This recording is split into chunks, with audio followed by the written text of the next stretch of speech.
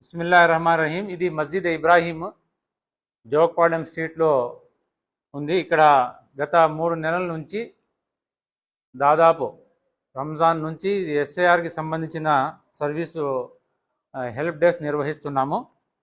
కొన్ని ముఖ్యమైన విషయాలు బిఎల్ఓస్తో మరియు మన ఓటర్స్తో కూడా, ఎందుకంటే వ్యక్తిగతంగా ప్రతి ఒక్కరికి చెప్పాలంటే కుదరడం లేదు, బిఎల్ఓస్కి కూడా ప్రతి ఒక్కరికి కలిసి చెప్పాలంటే కుదరడం లేదు. కాబట్టి ఒక మెసేజ్ ద్వారా అందరికీ వివరించాలనుకున్నాము.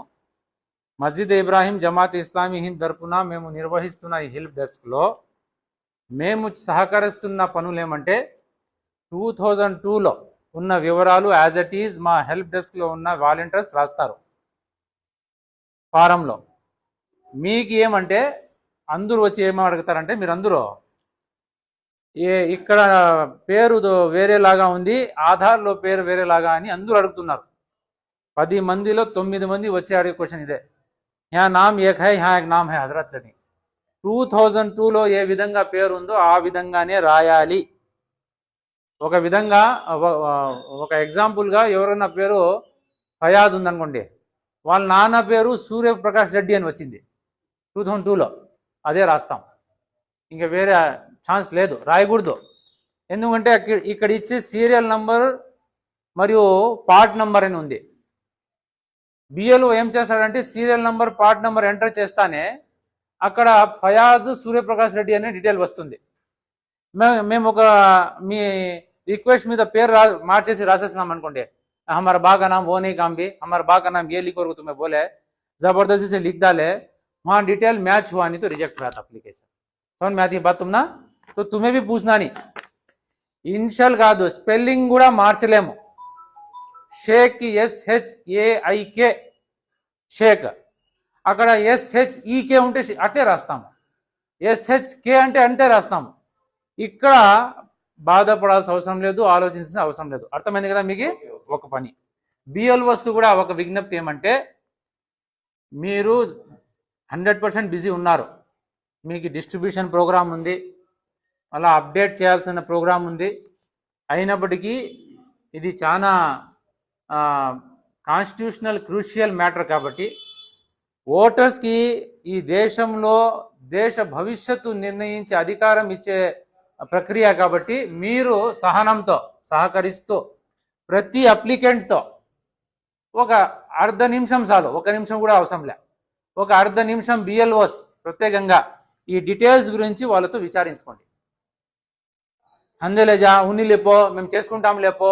చాలా మంది బిఎల్ఓస్ ఏం చేస్తున్నారంటే, అది ఏదో ఒక రాసుకొని నీ ఆధార్ కార్డు అది ఇచ్చేసి పో, మేము చేసుకుంటాం అంటున్నారు. ఇది లేదు, ఇది ఇన్స్ట్రక్షన్స్ లేవు. ఇది ఒక విధంగా చెప్పాలంటే చట్టవిరుద్ధం.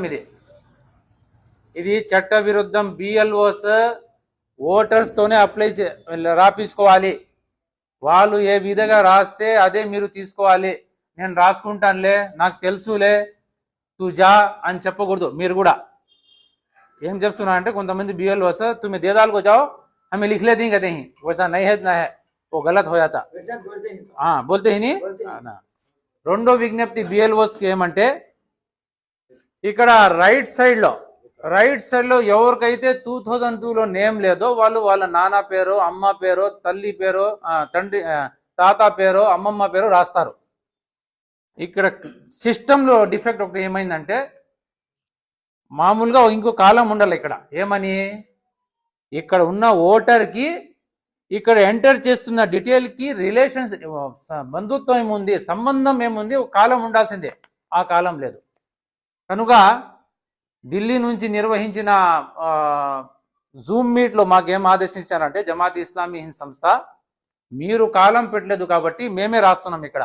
ఏమని, father, mother, grand father, grand mother అని మేము రాస్తున్నాం. దీన్ని పరిగణించండి, దీన్ని మీరు వ్యతిరేకించకండి. కొంతమంది ఏం చేస్తున్నారంటే బిఎల్ఓస్ ఇక్కడే బంధుత్వంలో రాసేయి అంటున్నారు. బంధుత్వంలో రాసే వీలు లేదాడా. బంధుత్వం ఎవరిది? పైన ఉన్న పేరుకి కింద ఉన్న పేరుకి సంబంధం ఏముంది, థర్డ్ కాలంలో రాయాలి. ఇక్కడ ఉన్న డీటెయిల్స్కి ఈ పేరుకి ఏం సంబంధం ఉంది రాసే కోసం కాలం లేదాడా.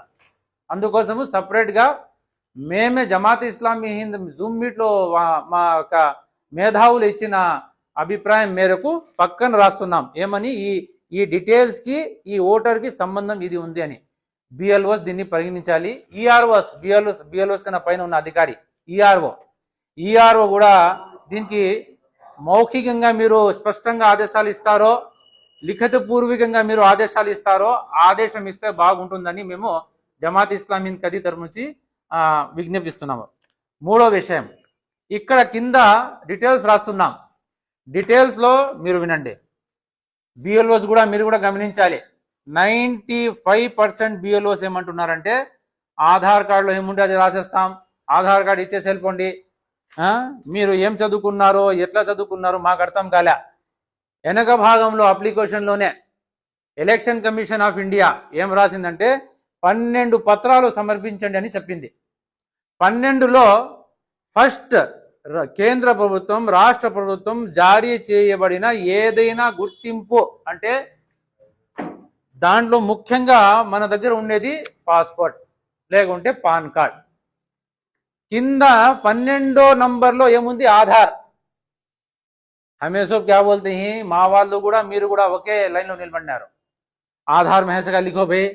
कल एक जना बोलता है सऊदी में अखामा कैसा की, इंडिया में आधार वैसा कहते हैं. कौन पढ़ेंगे, पढ़ना उसे मालूम नहीं. मैं बोला नहीं भाई, अगर बोले तो आधार है. तो आधार की ये ఎంత ప్రాముఖ్యత ఉంది ఇక్కడ 12 నంబర్లో పెట్టినారు. ఇక్కడ ఒక నంబర్ ఉంది. ఆధార్ గురించి కేంద్ర ప్రభుత్వం తరపు నుంచి స్పష్టంగా ఆదేశాలు ఉన్నాయి. ఆధార్ కార్డ్ బర్త్ ప్రూఫ్ కానీ అడ్రస్ ప్రూఫ్ కానీ కానే కాదు, కేంద్ర ప్రభుత్వం స్పష్టం చేసింది. అప్పుడు ఎవరన్నా వచ్చి నేను బర్త్ ప్రూఫ్ ఆధార్ పెట్టుకుంటానంటే సెప్టెంబర్లో వచ్చే నోటీసులకు మీరు ఆధార్ పెట్టుకుంటే చెల్లదు. ఒకవేళ మీరు 10th చదువుకొని ఉంటే అది బర్త్ ప్రూఫ్, బర్త్ సర్టిఫికేట్ ఉంటే అది బర్త్ ప్రూఫ్, లేకుంటే passport, pan card, caste certificate ఏది లేదంటే ఆధార్, ఇంకేం తప్పదు. కాబట్టి ఆధార్ కనుక మీరు ఓటర్స్ కూడా 10th ఉంటే ఫస్ట్ 10th ఇచ్చేయాలి, పాస్పోర్ట్ ఉంటే సెకండ్ పాస్పోర్ట్ ఇచ్చేయాలి, పాస్పోర్ట్ లేదా పాన్ కార్డ్ ఉంటే పాన్ కార్డ్ ఇచ్చేయాలి, పాన్ లేదు ఇవన్నీ లేవంటే ఆఖరి నైస్ దిక్కు టైంపు ఆధార్ కార్డ్ ఇస్తున్నాం. బిఎల్ఓస్ కూడా చట్టపరంగా అంటే మేము మీకు రిక్వెస్ట్ చేయడం లేదు, ఏ విధంగా ఆదేశాలు ఉన్నాయో ఆ ఆదేశాల అనుసారంగా మీరు కూడా చదువుకున్న వాళ్ళకు కూడా ఆధార్ కార్డ్, పాస్పోర్ట్ ఉంటే కూడా ఆధార్ కార్డ్ క్లియర్గా ఉంది. ఆధార్ కార్డ్ ఒక ఐడెంటిటీ ప్రూఫ్ మాత్రమే, అది బర్త్ ప్రూఫ్ కాదు, రెసిడెన్స్ ప్రూఫ్ కాదు. ఏ విధంగా మీరు బర్త్ ఆ విధంగా రాస్తారు, ఆ విధంగా రాసేమని చెప్తారు. ఒక ఆయన 10th క్లాస్ చదువుకున్నాడు, ఆయనకి ఆ విధంగా రాయాలి. కనుక ఈ కొన్ని ముఖ్యమైన విజ్ఞప్తులు ఉన్నాయి బిఎల్ఓసి కూడా, మీకు కూడా. మీరు కూడా పోయి వేరే వాళ్ళకి చెప్పాలి. ఏమ్మా మామూలుగా ప్రతి ఒక్కరికి చెప్పంటే కుదరడం లేదు. మాకి బిఎల్ఓస్ కూడా కొన్ని తప్పులు చేస్తున్నారు కాబట్టి ఈ మెసేజ్ ఇన్షాల్లా మేము కూడా మీకు సహకరిస్తూ ఉంటాము. బిఎల్ఓస్ కూడా సహకరించాలని కోరుతున్నాం.